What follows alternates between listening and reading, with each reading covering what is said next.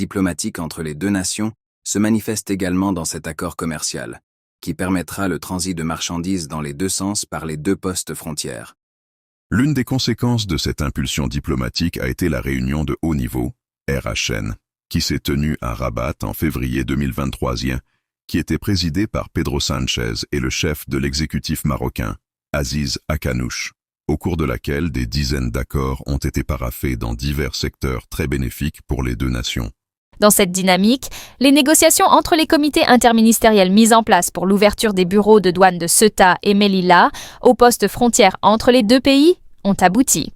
Elles sont déjà sur l'accord douanier commencera pour l'instant par le transit d'un camion par jour, dans les deux sens, par chacun des deux postes douaniers, sur des trajets dans lesquels certaines marchandises convenues peuvent être chargées. Il s'agit d'une bonne nouvelle commerciale pour les deux nations, car le bureau de douane de Melilla était fermé depuis 2018, après une période houleuse dans les relations diplomatiques entre les deux pays, tandis qu'à Ceuta, ce point de passage douanier n'a jamais été ouvert.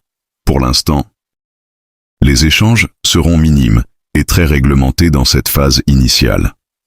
Des produits tels que des fruits, des légumes et du poisson quitteront le Maroc.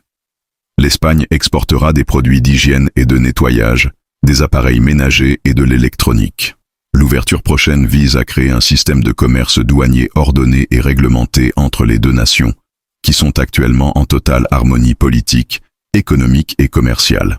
Comme l'ont rapporté certains médias tels que le journal El País, cette mesure permettra non seulement de commercialiser les produits originaires de Ceuta et Melilla, mais aussi ceux fabriqués dans n'importe quelle partie de l'Espagne.